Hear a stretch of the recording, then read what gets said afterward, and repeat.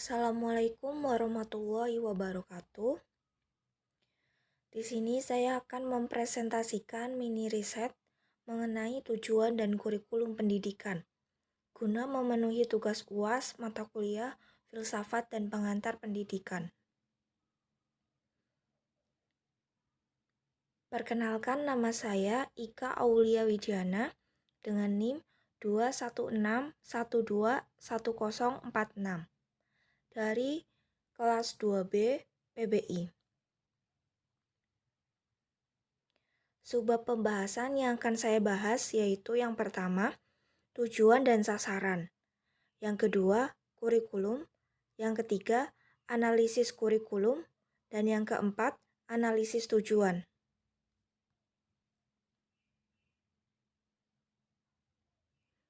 Bab 1. Tujuan dan sasaran. Tujuan dan sasaran MAN 4 Kebumen mendukung terwujudnya visi dan misi Kementerian Agama.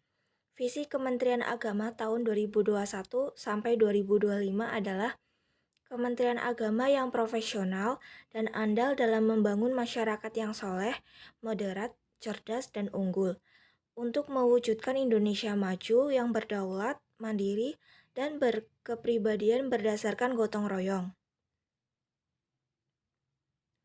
Dalam melaksanakan visi Kementerian Agama, terdapat 6 misi yang dijalankan MAN 4 Kebumen, yaitu yang pertama, meningkatkan kesolehan umat beragama, yang kedua, memperkuat moderasi beragama dan kerukunan umat beragama, yang ketiga, meningkatkan layanan keagamaan yang adil, mudah, dan merata, yang keempat, meningkatkan layanan pendidikan yang merata dan bermutu, yang kelima, meningkatkan produktivitas dan daya saing pendidikan, dan yang terakhir, memantapkan tata kelola pemerintahan yang baik atau good governance.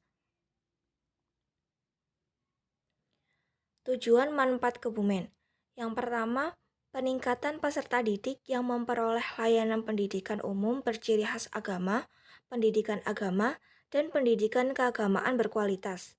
Yang kedua, peningkatan budaya birokrasi, pemerintahan yang bersih, melayani, dan responsif. Adapun tujuan madrasah yang lainnya yaitu meletakkan dasar kecerdasan, pengetahuan, kepribadian, akhlak mulia, serta keterampilan untuk hidup mandiri dan mengikuti pendidikan lebih lanjut. Bab yang kedua yaitu kurikulum. Yang pertama, sekolah telah menyusun kurikulum 2013 dan telah mengadopsi kurikulum yang membentuk karakter peserta didik berakhlak mulia.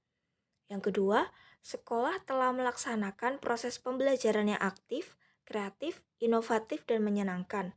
Yang ketiga, sekolah telah memiliki standar kompetensi lulusan yang bertujuan untuk meningkatkan keterampilan hidup mandiri dan mengikuti pendidikan lebih lanjut.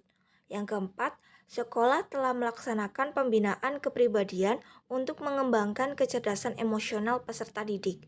Yang kelima, sekolah telah melaksanakan pembelajaran yang efektif dan efisien dengan iklim yang kondusif dan demokratis. Yang keenam, sekolah mewujudkan lingkungan yang asri, sejuk, rindang, hijau, dan sehat dalam upaya pelestarian lingkungan. Yang ketujuh, mengurangi sampah plastik dalam upaya pencegahan, pencemaran, dan kerusakan lingkungan hidup.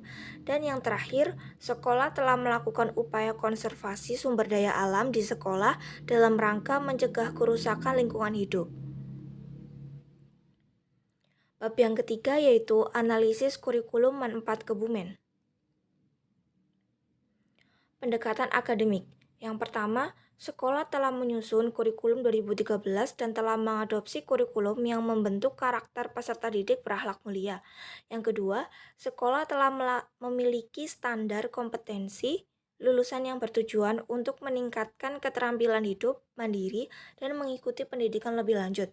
Yang ketiga, sekolah telah melaksanakan pembinaan kepribadian untuk mengembangkan kecerdasan emosional peserta didik. Pendekatan teknologi. Sekolah mewujudkan lingkungan yang asri, sejuk, rindang, hijau, dan sehat dalam upaya pelestarian lingkungan. Yang kedua, mengurangi sampah plastik dalam upaya pencegahan, pencemaran, dan kerusakan lingkungan hidup. Yang terakhir, sekolah telah melakukan upaya konservasi sumber daya alam di sekolah dalam rangka mencegah kerusakan lingkungan hidup. Pendekatan humanistik. Yang pertama, sekolah telah melaksanakan proses pembelajaran yang aktif, kreatif, inovatif, dan menyenangkan. Dan yang kedua, sekolah telah melaksanakan pembelajaran yang efektif dan efisien dengan iklim yang kondusif dan demokratis. Subbab pembahasan yang keempat yaitu analisis tujuan MAN 4 Kebumen. Tujuan antara yang disebut objektif atau ahdaf. Yang pertama, meningkatkan layanan pendidikan yang merata dan bermutu. Yang kedua, meningkatkan produktivitas dan daya saing pendidikan. Yang ketiga, memantapkan tata kelola pemerintahan yang baik atau good governance. Tujuan akhir atau aims atau ghoyah. Yang pertama, meningkatkan kesolehan umat beragama. Yang kedua, memperkuat moderasi beragama dan kerukunan umat beragama. Dan yang ketiga, meningkatkan layanan keagamaan yang adil, mudah, dan merata. Sekian presentasi yang saya berikan.